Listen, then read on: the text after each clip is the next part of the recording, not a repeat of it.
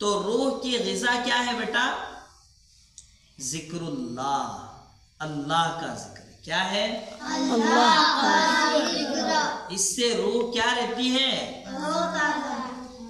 नमाज अदा करना, कुरान की तिलावत करना, गुनाहों से बचना, दुरूद शरीफ की कसरत करना, ये सब क्या है? रूह का नाश्ता है, रूह का खाना है, रूह की बिरयानी है, रूह का नांद कलिया है।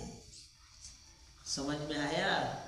जिक्रुल्लाह, कुरान की तिलावत, दुरूद की कसरत, गुनाहों से बचना, नमाज को अदा करना, ये क्या है? रूह के लिए खाना है। क्या है बेटा?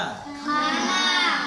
तो जिस्म अगर थोड़ा बहुत कमजोर रहा, एक वक्त का खाना कभी बाय चांस छूट गया तो चल जाएगा, लेकिन अगर एक वक्त की नमाज छूट गई या तिलावत छूट गई या अल्लाह का जिक्र छूट गया तो रूह को चलेगा नहीं।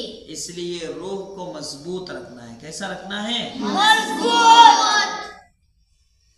आज हमारे अपने अंदर से रूह निकल चुकी है, रूह हमारी मर चुकी। क्या हो चुकी है? मर चुकी है। अगर रूह जिंदा हो तो फिर हमको बेफिक्री से नींद नहीं आ सकती।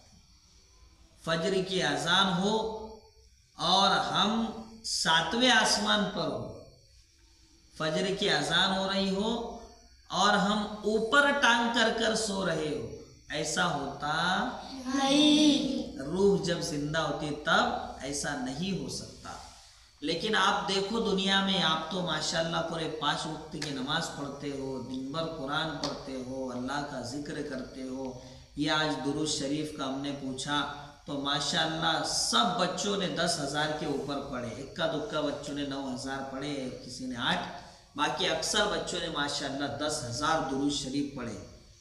तो 24 घंटे में आप लोगों ने 10,000 दुरूद शरीफ पढ़े तो अल्लाह के रसूल कितने खुश हुए होंगे कि मदरसा हस्सान बिन साबित के बच्चों ने 10,000 दुरूद मेरे ऊपर पढ़ा है। तो आप तो तरोताज़ा है रूहानी एतबार से, लेकिन दुनिया में देखो प्यारे बच्चों, 5 वक्त की नमाज तो दूर, 1% तबका ऐसा नहीं मिलेगा जो 5 वक्त की नमाज पढ़ रहा है। 5%, 10% तबका तो बहुत दूर की बात है, 1% तबका ऐसा नहीं है कि जो 5 वक्त की नमाज पढ़ रहा है। बाहर देखेंगे आपने, जाते हैं छुट्टियों में तो कि नमाज मस्जिदें खाली है, लोग नमाज को नहीं आ रहे, नहीं पढ़ रहे। ये कब हो रहा है बेटा? रूह मर चुकी है। क्या हो गई है? रूह मर चुकी है। इसलिए रूह को कभी मरने नहीं देना। क्या है? रूह को कभी मरने नहीं देना। एक शेर है, शेर, जिंदा शेर, अगर अभी आ गया अंदर तो दीवार भी दिखेगी, अगर दिखेगी क्या उनको? दीवार भी नजर आएगी? सादिक बोलेगा बस भागना मिलना, चाहे वो दीवार तोड़ के क्यों नहीं भागता मैं। क्या सोचेगा सादिक? सिर्फ भागना। पर शेर आ गया तो फिर बम भी फूट सकता, वजू भी टूट सकता और पैंट भी गीली हो सकती है, पैंट भी और जमीन आसमान एक नजर आ सकता और ये दरो दीवार हेच नजर आ सकती और इंसान ऐसा सोचेगा कि किस तरीके से मेरी जान बच जाए। जिंदा शेर देखा तब। लेकिन अगर पुतला रहा तो वो शेर बनाते ना कुछ कुछ गद्दे के शेर, नकली शेर, नकली, तो बायजीद भी क्या करता हूँ नकली शेर को, और दोस्त क्या चल रहा, मजे में क्या, अरे ले ले भाई एक सेल्फी ले ले मेरी इसके साथ। फोटो निकालते बच्चे, क्या करते, कब निकालते, जब वो नकली रहा तब, और असली रहा तो बम छोड़ देते, बम क्या कर देते, हम छोड़ देते। तो क्यों है ऐसा? जिंदा शेर है तो हालत अलग है, और पुतला है तो उसका कोई खौफ नहीं है। तो जो मर जाता है, जिसमें जान नहीं होती है, या जो दिखावा होता है बस, उससे कोई भी डरता क्या? नहीं। आज हम मुसलमानों का मसला यही हो गया है, हम रूहानी एतबार से मर चुके हैं।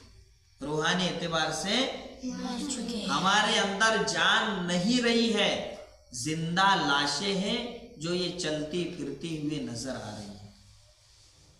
इस वजह से आप देख रहे होंगे कि कैसे भी गए हुए लोग आज मुसलमानों का मजाक उड़ा रहे, जिनकी कोई हैसियत नहीं है, जिनको हम हमारी सादी भाषा में फटीचर बोल सकते। क्या बोल सकते हैं? फटीचर। ऐसे फटीचर भी मुसलमानों का मजाक उड़ा रहे। क्यों उड़ा रहे बेटा?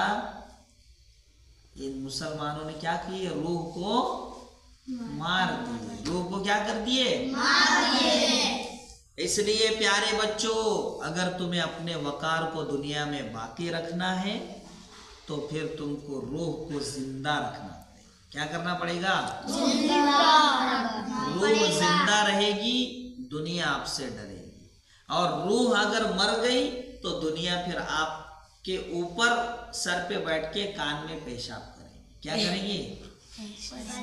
समझ में आया?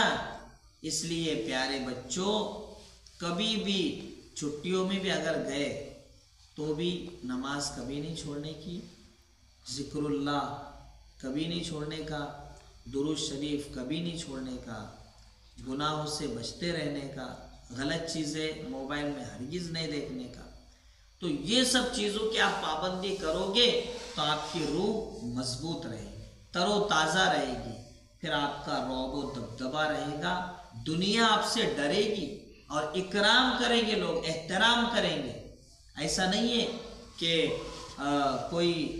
कोई भी आपसे नफरत करता है, कोई इंसान आपसे ज़ाती तौर पे नफरत नहीं करता, लेकिन अगर आप अपने एतबार से अल्लाह के रसूल के तौर तरीक पर ज़िंदगी गुजारोगे तो दुश्मन भी आपका एहतराम करेंगे, दुश्मन भी